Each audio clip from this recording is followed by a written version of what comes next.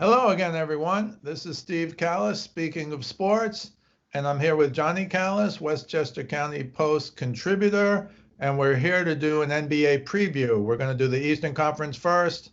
Our two teams are different, but they're the top two teams for us in the East. In the West, we're a little different. We're going to go Eastern Conference, Western Conference. We'll talk each about a sleeper team in each conference, a little bit about James Harden, and maybe a little bit about the New Orleans Pelicans, who are at least viewed to be, I think, because of Zion, one of the most interesting teams in the league. Although I don't think, and you don't think, they're going to approach that really high level this year. But we'll see. So we'll bat all those around, see what you think of James Harden. I have my own opinion on that whole thing. But first, I'll go first with the East. I like the Milwaukee Bucks. I understand they had the best regular season record in basketball the last 2 years, but couldn't get it done in the playoffs because and Giannis can't shoot. And I understand all that. But I think they got a huge pickup in Jrue Holiday. I think he's going to be an all-star. We talk about Giannis, and Middleton is an all-star. He's a quiet all-star. But I do think Giannis is going to have to improve. At least in the games I've seen, they played two games. They lost that buzzer beater on a not buzzer beater, but they lost on a 3-point bank shot uh, by Tatum over Giannis, which was stone luck, I think. And then at the buzzer, Giannis tried to tip in the lob. There was only 0.4 of a second left on an inbounds. Got fouled, made the first, badly missed the second. Actually shot an air ball wide open from three with 2 minutes left in the game. He's going to have to improve because that's always the knock on him. You try and keep him outside, let him shoot from the outside. That's a hard thing to do. But again, posted up a lot the first two games. I think he's improving, but I think it's him and Middleton. And when Jrue Holiday is your third, he's an incredible third. He might wind up being their second. He's that good. And I think he's the best defensive guard in the NBA, which is another thing that Milwaukee can use. I think he's a big upgrade from Bledsoe. Bledsoe's a good player. I think he's a big upgrade from Bledsoe. So I think they're going to be really good this year. And now with some experience, Giannis signed the max contract, as you know. So all of that is not a worry anymore, which it had been last year and this year until he signed it, like a week before the season, I think. So I think all of that's a done deal. He's going to be in Milwaukee for a few years at least. And I think they have an excellent big three and some good, a guy like Dante DiVincenzo, who's a very good athlete. Nobody gives him credit. It's time for him to take a step up. So I think they're going to be real good. And I think they can make a run in the East. And I think they can get to the finals. But I know we're going to talk about the team you like in the East next, Johnny. So if you want to say anything about the Bucks, but then go right into your Nets analysis because I know you like them in the East. Yeah, of course. Good to be with you, Steve. Really good to be doing basketball again. Pretty short break, to say the least. Yeah. LeBron might not be happy about it, but us fans, I guess, won't complain too much. Good point. So, yeah, in terms of the East, I like the Nets and the Bucks in the Eastern Conference Finals. I do like the Nets to win. If the Bucks had gotten Bogdanovich, and I think they actually ended up getting fined somehow in that trade attempt to acquire him, and he's now on Atlanta, which is very interesting, and that's a whole separate story we'll talk about later.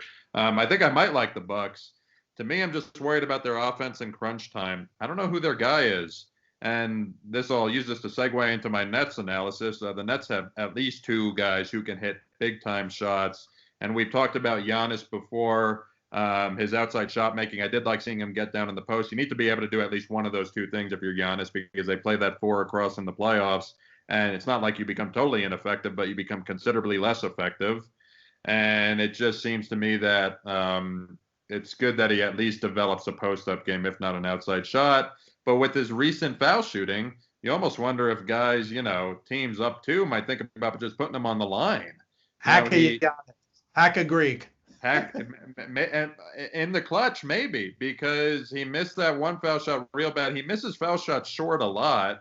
He's a worse foul shooter than LeBron, and LeBron's gotten to be, for a guy like LeBron, pretty bad the last couple of years. Giannis is worse than he is.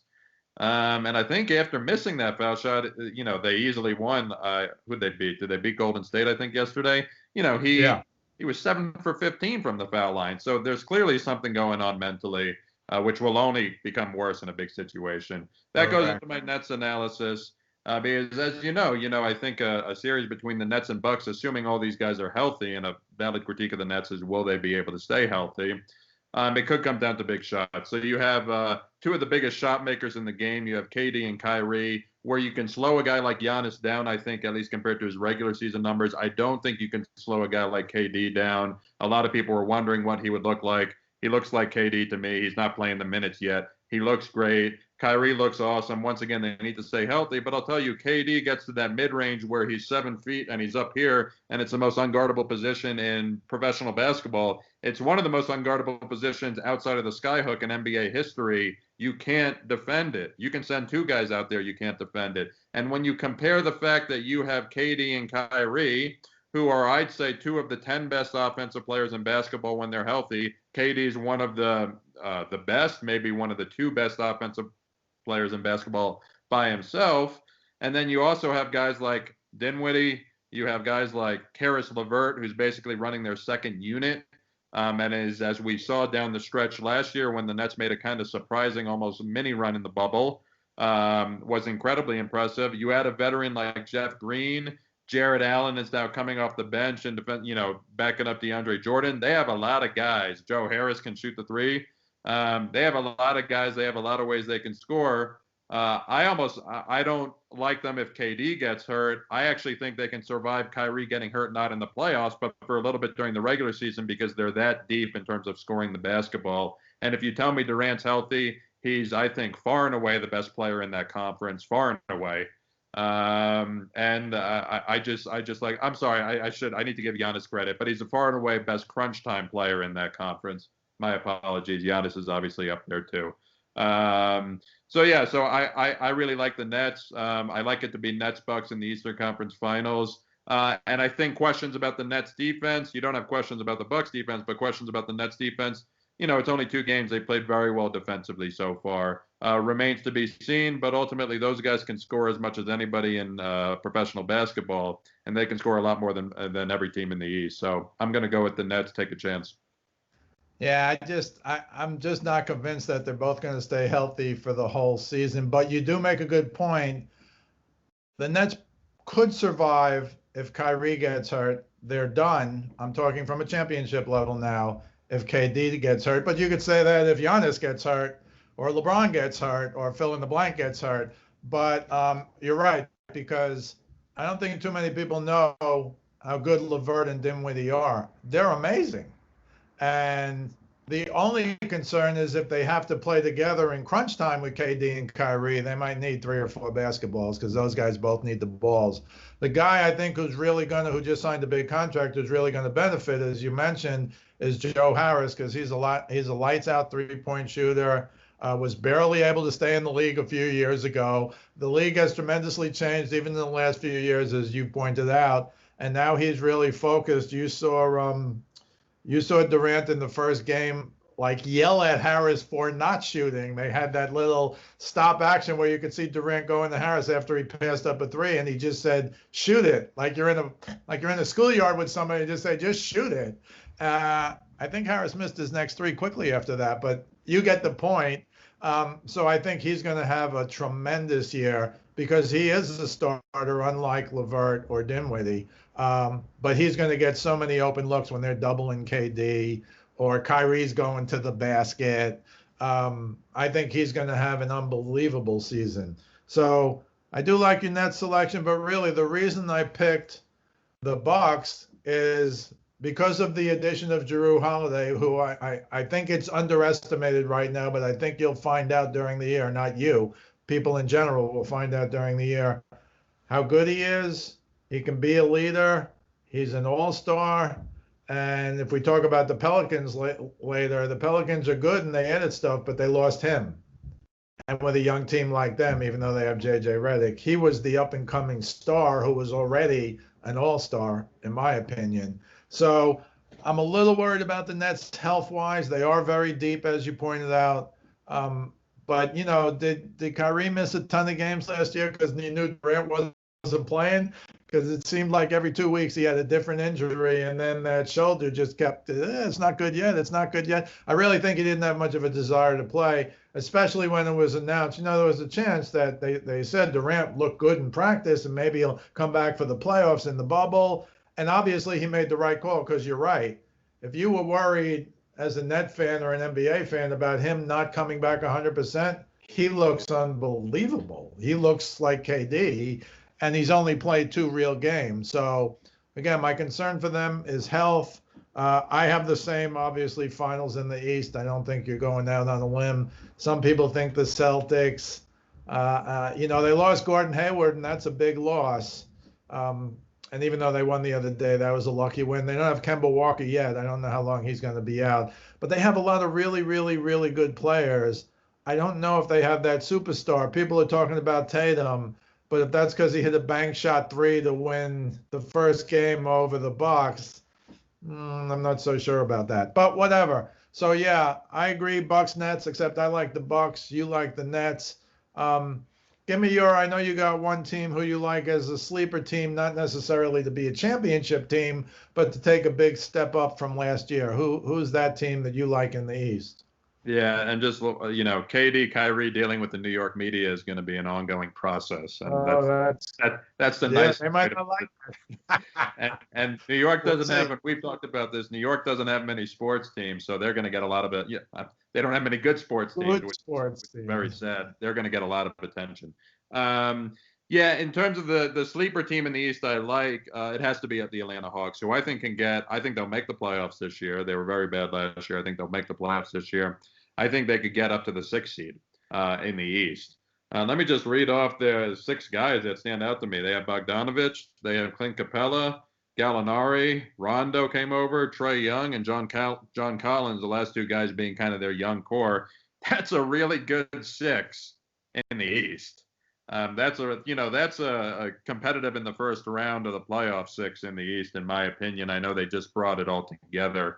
You got to love the addition of Rondo. We're going to talk about another team that added a veteran point guard. Rondo's been there. He's done it with multiple teams, with multiple different guys. He's now won championships with 2 different franchises. I don't expect the Atlanta Hawks to win the championship this year or even next year or anytime necessarily in the immediate future.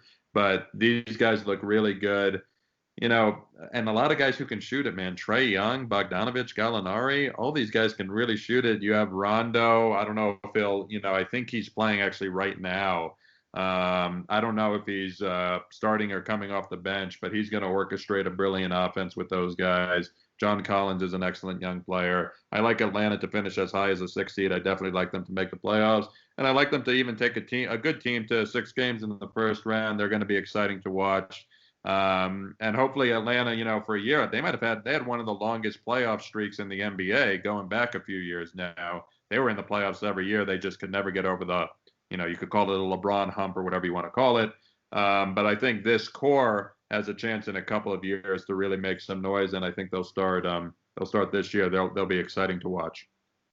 Yeah, the guy I'll add to that team as well is Chris Dunn, Chris with a K, Dunn. He's an excellent defensive guard, and you know how much I think in the playoffs defense becomes important. He's out of Providence. He doesn't get a lot of pub, but on that team, they're going to need some guys who can defend, and Chris Dunn is definitely one of them. But yeah, they look like they're definitely a sleeper team. Trae Young's a star. He's got incredible range. The new thing in the NBA now is not just 3-point shooting. It's like shooting from 5 feet behind. I personally think they're going to have to move the 3-point line out because it's taken over the game. If you go back in the history of basketball, the theory of the game was get it as close to the basket as you could and then score 2 points. And it's gotten turned on its head totally now. Even when a guy like Bird played, nobody took a lot of 3-point shots at the beginning when it was instituted. I think it was like 85, 86 season around there.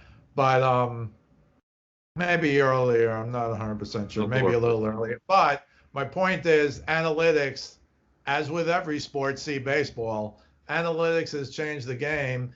And the Houston Rockets kind of perfected it. The Mike D'Antoni, let's take 43s a game or more. But I think Atlanta is an exciting young team. And I'm still looking for those teams that have like a Chris Dunn or a Giroux Holiday, where you do have some guys who can guard. And I think, again, come playoff time, that's very important. Um, so I'm going to move now to the West. I'll talk about my team first, then you can talk about yours. I know our top two are different, so we can even talk about the third team. Uh, but I like the Clippers. I know they were terrible last year. I know they were a huge disappointment.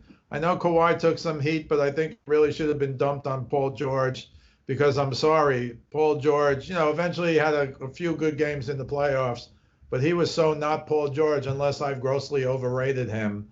Um, but that team with Kawhi and Paul George, I thought they could be enough last year.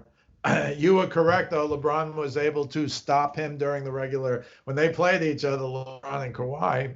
You're right. LeBron got the better of them. But this year now, they've picked up Serge Ibaka, who's a tremendous pickup. 15 points, 8 rebounds the last 2 years in Toronto. A championship in Toronto with Kawhi. Can shoot the three, but can really defend. And once again, Kawhi can defend. Paul George can defend. So I don't know that they're going to defend day in and day out for 72 games. I don't know what load management is going to look like for Kawhi. I read somewhere where the 72 games is in a shorter period of time than the normal 82 game schedule would be. I don't think that's very good for the Lakers and the Heat, who had 71 days between the finals and the opening. I mean, that's a very short time. But, LeBron's LeBron. I'm sure you'll talk about him. But I also like the fact that they're taking a chance on Nicholas Batum. Batum at Charlotte, I think maybe 3 years ago, signed a 5-year max deal with Charlotte. And it's viewed to be one of the worst signings they've ever had. Last year, he was hurt all the time. He played like 20 games.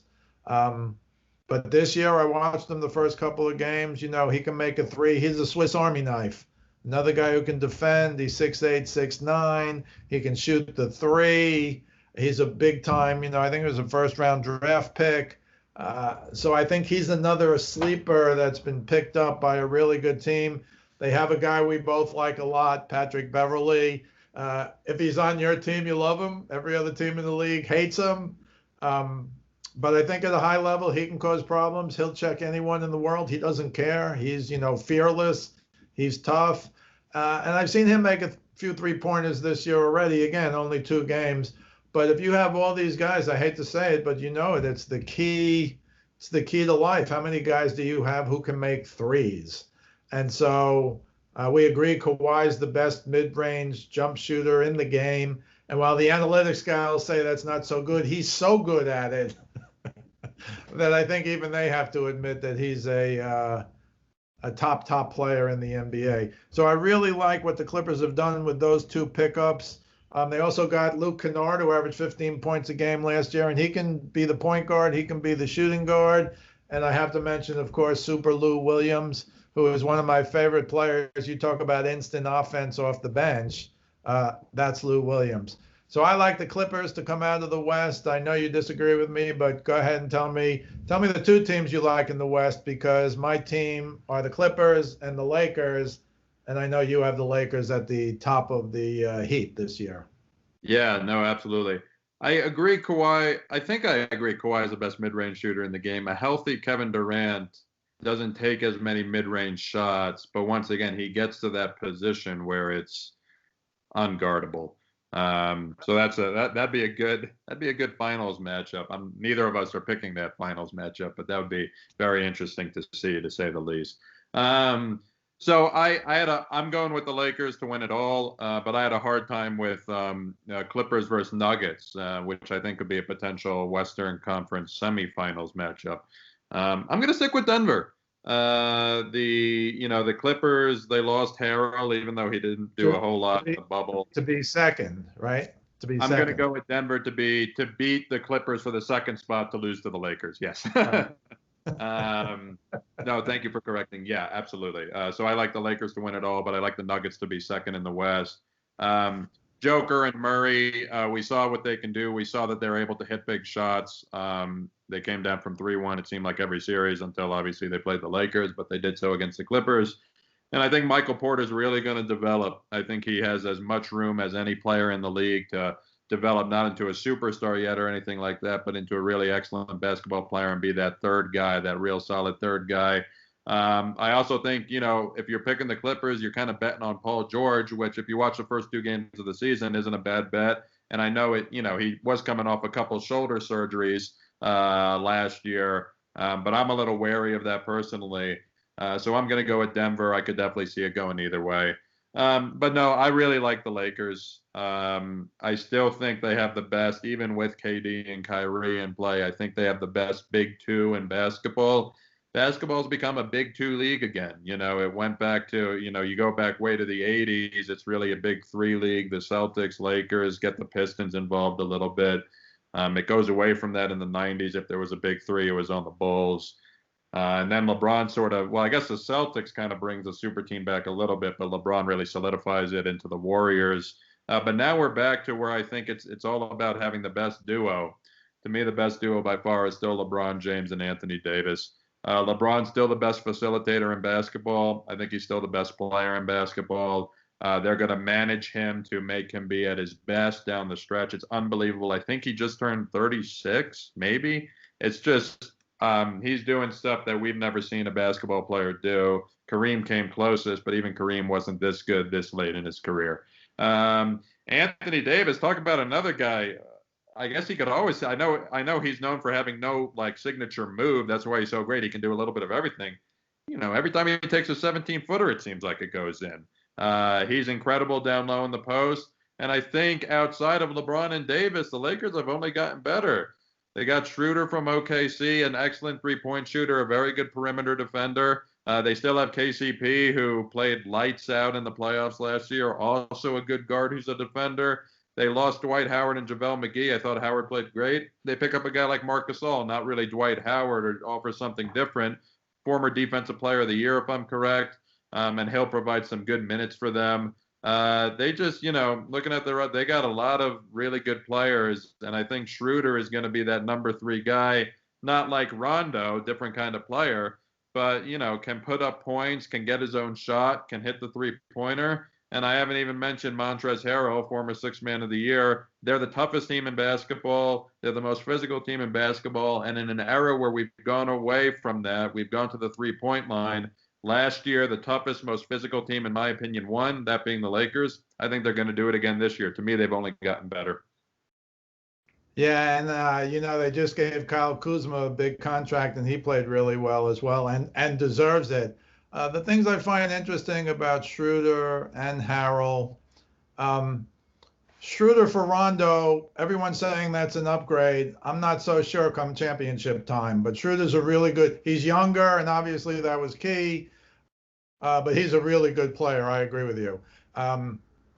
But again, in the playoffs, in the big spot, look, you got super champion LeBron, and now you have champion AD. So it's not like they need every guy on the team to win a championship, although there are a lot of guys. But the guys they brought in, Harrell, I like Harrell, and they took him from the Clippers, so that is going to hurt the Clippers. I agree. But Harrell's not really a scorer. I know he did score like 18 points a game, but I don't know, an energy guy down low with a LeBron and an AD in the game at the same time is going to get crowded down there. But no, and I don't want to take anything away from Harrell. He's Sixth Man of the Year. He's a really good pickup. Gasol, I don't know how much he has left. He was the Defensive Player of the Year. He can certainly help them, but he's not Pau Gasol when Pau Gasol was a Laker. So I'm not as high on those. Everybody says you lose Dwight Howard, you got Marc Gasol. You lose Rondo, you got Schroeder. Yes, but until the semifinals, maybe. Rondo is such a great postseason player, and I think I said this to you. When the Celtics won in 2008 with the big three, and the big three was Pierce and Ray Allen. Who am I missing? I don't even remember. Kevin Garnett. And Kevin Garnett. And they said, oh, yeah, the big three and Rondo. And I was like, no. Rondo and the big three won the championship. You could have given him the MVP. Now, that's 100 years ago, and I'm not saying that's what he is today, but you see what he is. Calming influence, can make a three once in a while, which is something he couldn't do, I didn't think, very early in his career. So I'm not sure about Schroeder for Rondo. Harrell is a good pickup because he's an energy guy, doesn't need the ball. will get his own on the offensive boards. But I still like the Clippers getting Ibaka, and if Batum can play like he played, which got him a max contract 3 years ago, and was hurt all of last year, he could be the comeback player of the year. So I still like the Clippers. You're right. Paul George in the big spot. He's got that monkey on his back now. He's going to try and get it off. As for the Nuggets, I think you're right about the Nuggets, and I think Porter is tremendously talented. Nobody even knows he's 6'10", 6'11", because he's as athletic like he's 6'5". And then you find out, it's like people talk about Doncic, and they say, well, he does all that, and you think he's 6'3", but he's 6'7", maybe 6'8". That makes a difference. So I just don't like the Clippers in a big spot. But, hey, they came back from 3-1 down. But I think that's as much a factor as Paul George was terrible for most of the playoffs, had a couple of good games in that series. And also Kawhi didn't play well, which is the first time I can say that in about 5 years in the playoffs.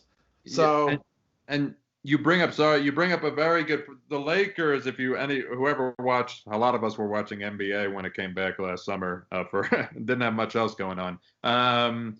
Their offense was anemic without LeBron in the game until Rondo came back, which I think was in the second round of the playoffs, and then they started clicking. So I think you're totally right. Schroeder can't replace what Rondo did best. What I do think can happen is when LeBron's not in the game, now you have sort of Schroeder, Harrell, and AD. That's three very good, and AD's obviously, generational talent. That's three very good offensive players. It's different than Rondo, I'll give you that, and nobody can run the offense like he did with LeBron off the court, but I think they make up for it in some different ways. It'll be fascinating to see how it plays out in the playoffs, which I'm sure we'll find out.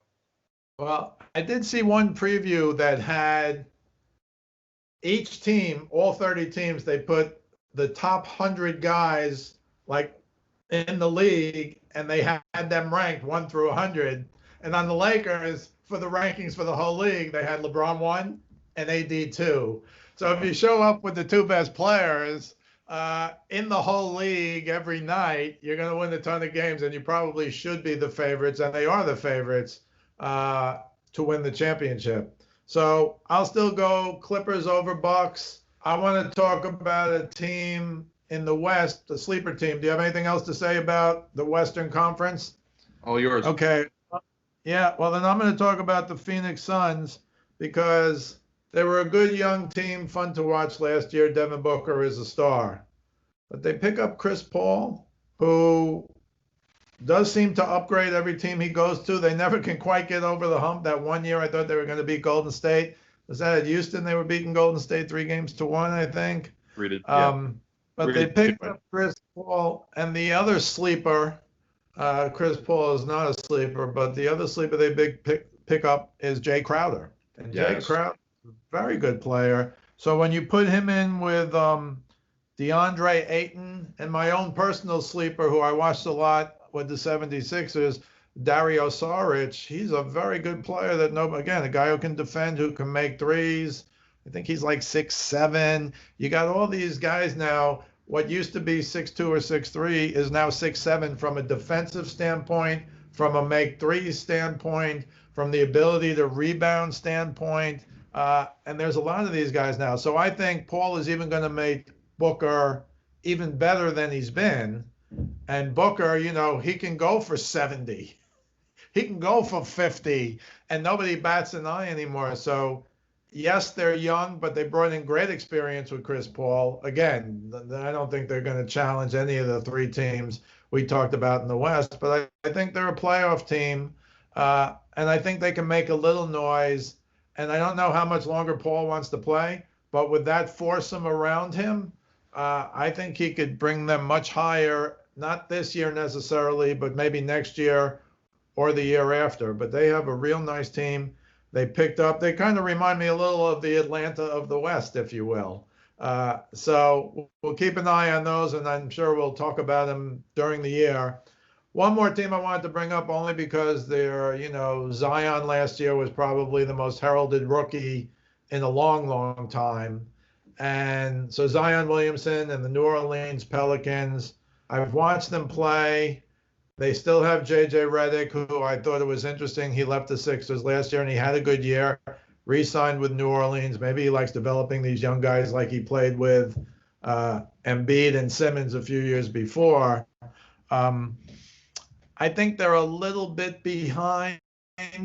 When I watched, there's no doubt that he's going to be a super duper star, Zion, if he's not already. I wouldn't call him a superstar yet, but I was just watching him the other day and he was kind of pouting and, he was arguing with the refs. And yes, he's an excellent player, but he's been in the league 1 year. You kind of got to earn it a little bit. I'm not sure I would rely on him to be the team leader. And maybe you'll tell me that's why, J.J. Redick is there. But I think the biggest hurt for the Pelicans is the fact that they lost Jrue Holiday. Because this guy, again, I think he's an all-star. He's a tough defender. When Redick's on the court, your other guard better be able to defend well. But I do think they're a fascinating team to watch. If they're playing, you want to have the game on at least. Again, hopefully for their sake, they sneak into the playoffs. Because for all these young teams, and I include Atlanta, as you pointed out, I include Phoenix, as I pointed out, and even New Orleans, what do you need?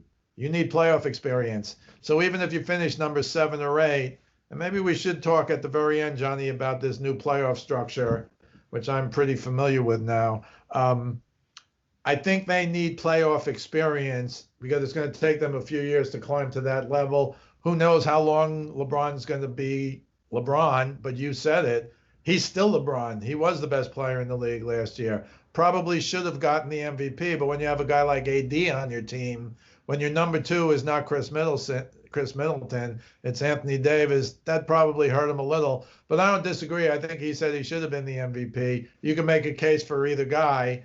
Sometimes I think they should not vote for the MVP till the season's over. But of course, they do have an MVP of the finals, and that's what LeBron did get. So I think the Clippers and the Lakers will battle it out. You think the Nuggets and the Lakers. I have the Clippers over the Bucks in the finals.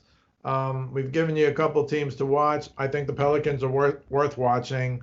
I don't know if they're a sleeper team because they have the next big thing. It turns out the next big thing has become Luka Doncic before it's become Zion Williamson. But we'll see what happens. So any more comments on all of those? I do want to talk about James Harden before we sign off, and maybe the new playoff rule. But any thoughts on any teams or anybody we've spoken about up till now? Yeah, just a couple of thoughts that you just brought up. LeBron has 4 regular season MVPs. I think he has 7 second place finishes. And I think Jordan has 5 MVPs, Kareem has 6. So I think LeBron, any of those 7 second place finishes, including last year, you tied Jordan, and that's going to be the debate going forward if it's not already the debate. And then if he had 2 of those second place into first, all of a sudden you tie Kareem. And I think Bill Russell is at 5 as well. I'm not positive, but I think he has 5 regular season MVPs too.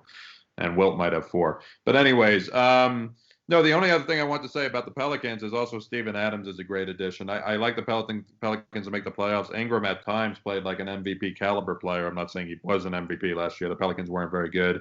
But, Zion isn't only, trying to become the best player in the league. He's not even the best player on the team yet. Brandon Ingram's great. So that could be a fascinating duo to watch going forward. They have a really interesting team. That'll be fun to watch, as you said. And they gave Ingram a big contract as well. He deserved it. I want to switch over now to James Harden because he seems to be almost the lightning rod, and this is before he had pictures posted on Instagram. I don't know if he posted them, but he's at a party with a ton of people, no physical distancing, nobody's wearing a mask. He's holding up, it looked like a suitcase or something, and smiling.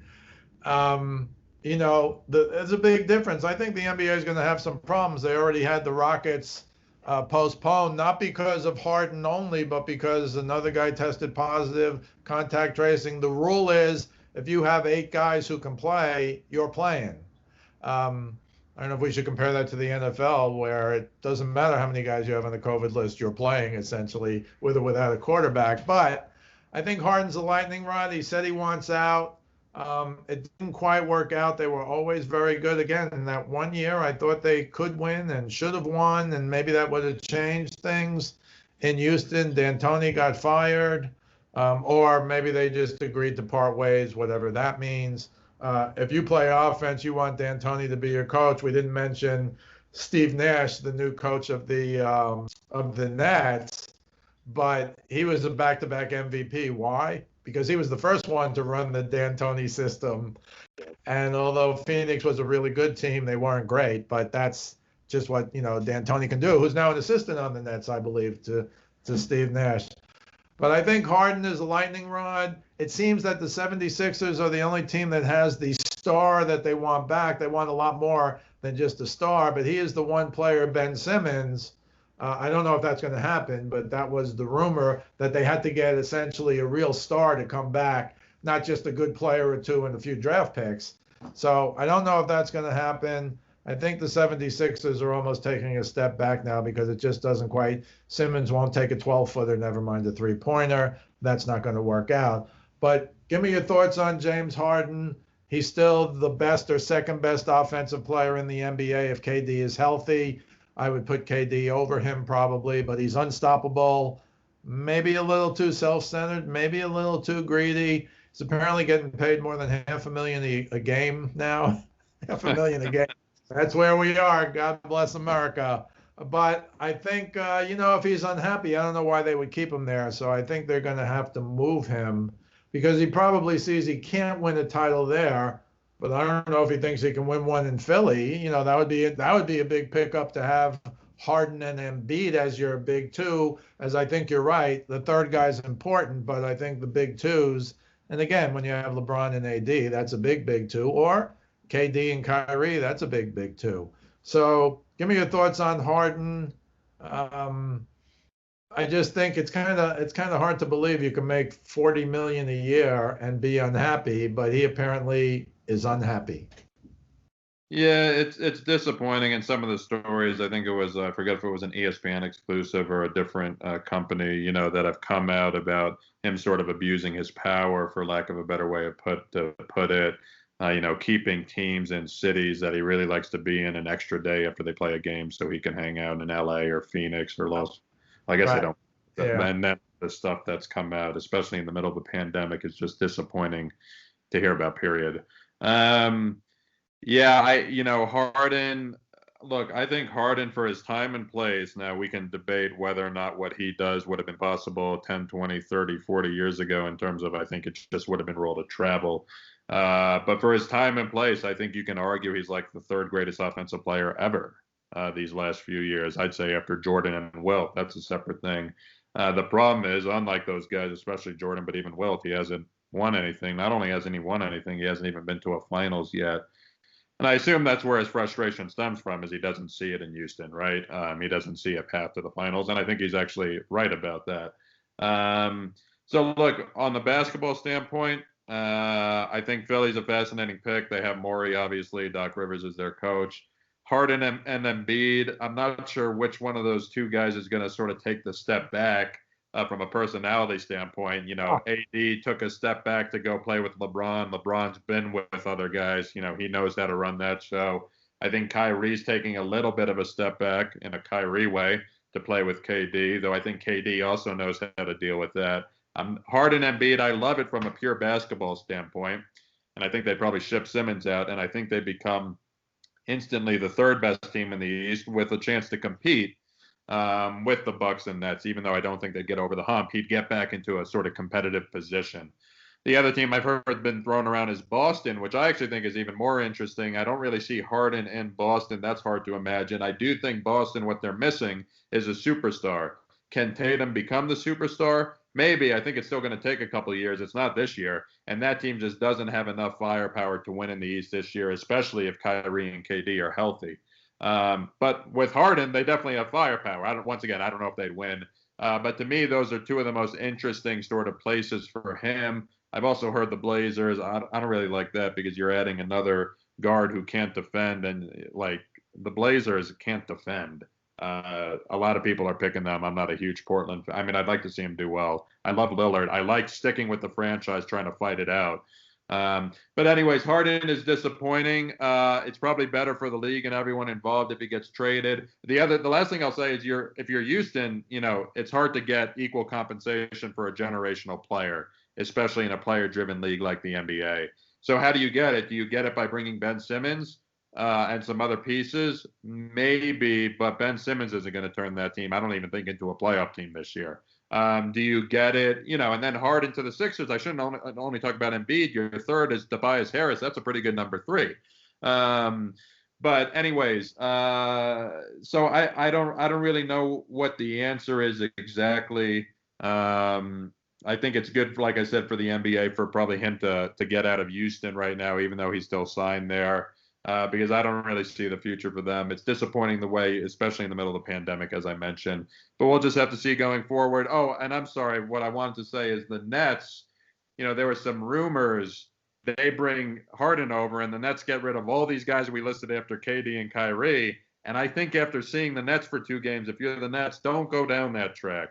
That, you have so many good players. That's a championship caliber team if guys can stay healthy, and maybe that's the argument for getting a guy like Harden. But I think you stick with them. That's who the Rockets would want to get. Bring all those guys from Brooklyn over. They're not going to be really good yet, but that's a building block, having guys like LeVert, Dinwiddie, et cetera, et cetera. I would not do that trade now if I were the Nets. Yes, you have like what looks like the 3 greatest offensive players on a single team in the history of professional basketball. There's barely enough balls on the court already, or enough, balls for the players on the court already. So anyways, that's what I think. It's disappointing to see what happened. But, we'll just have to see how it plays out. Okay, I just want to talk briefly about the new playoff format this year, and I think we talked about it when they had the 8-9 play-in game last year, which I thought was absurd. And I thought it was further absurd because I didn't mention when I was talking about Phoenix, I know you know this, they were 8-0 in the bubble in their 8 games last year to make an unlikely run to the playoffs. They wound up tied for 9th and lost 9th place on a tiebreaker. So if you're going to have an 8-9 playing game, you should have had just a 1-game 9-10 tied for 9th. It was the dumbest thing I ever heard until I heard this year's playoffs. So now, if you finish 7th in your, usually everyone's fighting for the 8th seed. Oh, got to make the playoffs 8th seed. And if you were 7th seed, you were like, not only are we 7th, we're playing the number 2. We don't have to worry about getting our heads kicked in by the number 1, although we usually get our heads kicked in by the number 2. But no, not this year. Because it's a few extra games, because it's more money, because the owners for the first time in the history of the world, or certainly recent memory, have lost money because of the pandemic. The 9th place team is going to play the 10th place team. The winner of that game is going to play the loser of the 7th place team playing the 8th place team. So that whoever wins the 7-8 game is in the playoffs. And if the 8 beats the 7, I guess on 1 game, they become the 7th seed.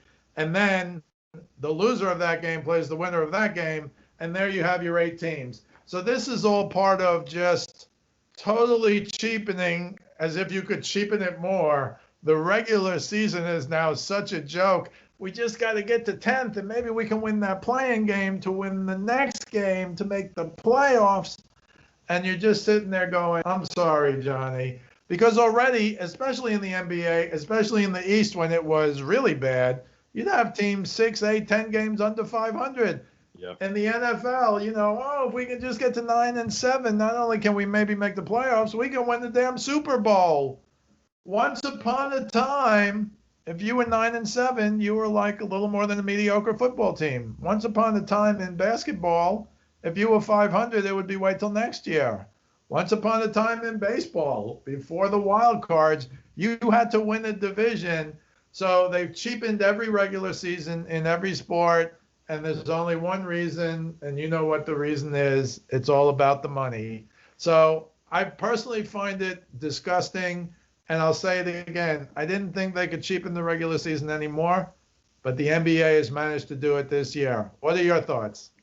Yeah, I'm not a fan. I agree with you. I don't understand. I mean, I understand from the financial standpoint, but it's the worst in basketball. In football, you had 12 out of 32 teams. I actually think that's pretty fair. That to me, 12 out of 32 make the playoffs. Like, I think that's a reasonable balance. Now it's 14 out of 32.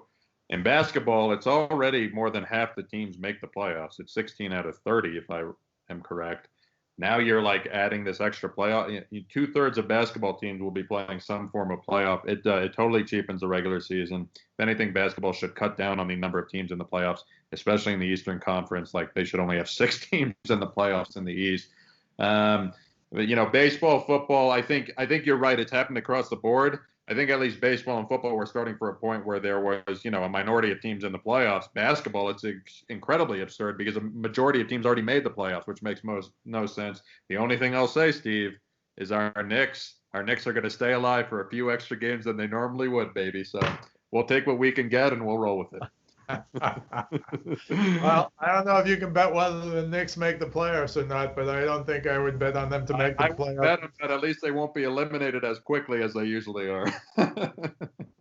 Maybe a few years from now. We'll talk about the Knicks on this podcast in a few years. So the final wrap up for me is I like the Clippers over the Bucks. You like the Lakers over the Nets. Any final thoughts?